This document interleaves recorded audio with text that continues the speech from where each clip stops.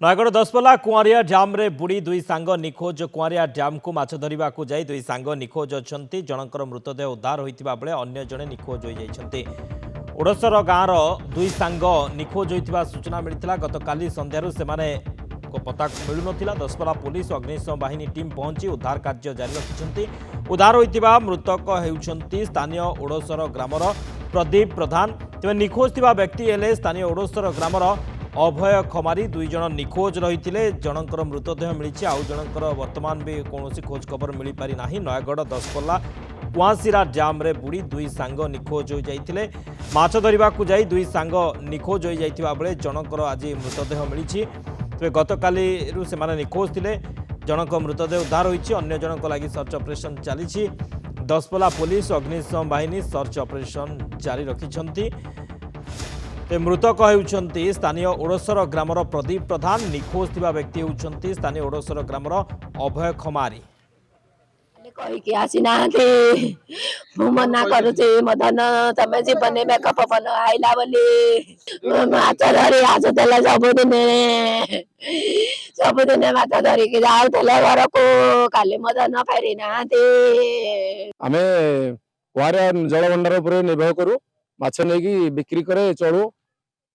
काली गोटे घटना घटला से दी जन बुड़ी जन को पाई जन को पाई ना आउ लोक सब बुढ़ा बुढ़ी होगी आसिले। प्रदीप कुमार प्रधान पाई अभय कुमार भी पाई ना। रिपोर्टर फोन लाइन रही चित्तरंजन। दुई जन सांग निखोज होते जनक मृतदेह तो उद्धार होइछि। आउ जनकर वर्तमान कौन खोज खबर ना। किसी सूचना मिलला कि वर्तमान जो सर्च ऑपरेशन चली किसी सुराग मिलला कि एक दुखद घटनार खबर आरंभ करवा सूचना अनुसार गत काली दसपल्ला थाना ओडसर ग्रामर दुई जन व्यक्ति कुआरिया डैम को प्रतिदिन भली काली कुआरिया डैम को माछ मारिबा को जाइथिले। किंतु माछ मारी घर को फेरिबा जगह किंतु घर को फेरी नथिले। जेतेले परिवार लोक समस्त खोजाखोजी कले दुई जनकर किछि पता मिल नथिला। ए नै परिवार लोक दसपल्ला थाना रे एक लिखित अभियोग कले। लिखित अभियोग पर दसपल्ला पुलिस अग्निशम बाहिनी नयागढ़ अग्निशम बाहिनी दसपल्ला बाहिनी समस्ते पहुंची उद्धार कार्य जारी रखिथिले। मध्य गतकाली किछि कोनोसी खबर मिल पार नथिला। किंतु आज जेतेबेले पुणी सर्च ऑपरेशन करबा पई दसपल्ला टीम पहुंचीथिला सेतेले जनकर मृतदेह भासुथिबार जना पड़ता। पुलिस दमकल टीम समस्त अनेक खोजाखोजी कला आउ जनकर मृतदेह एपर्यंत मिलना।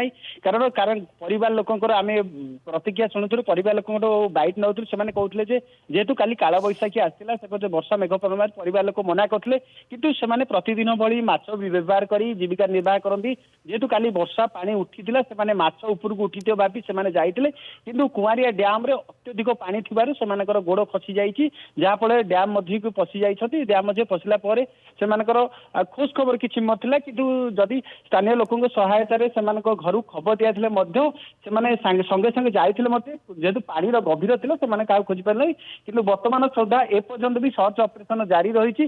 जनकर मृतदेह मिलिछि आउ जनकर ए पर्यंत मिलि पानी। पुलिस आउ साइंटिफिक टीम आउ समस्त सबु प्रकार विभाग तरफ चेष्टा जारी रहिछि। आउ जनकर मृतदेह मिल पारे। दुई जनक मृत्यु पर नै परिवार लोकंकर गाँव रे गोटे शोकाकूल परिवेश सृष्टि होइछि। शक्ति ओके बहुत बहुत धन्यवाद चित्तरंजन समस्त सूचना।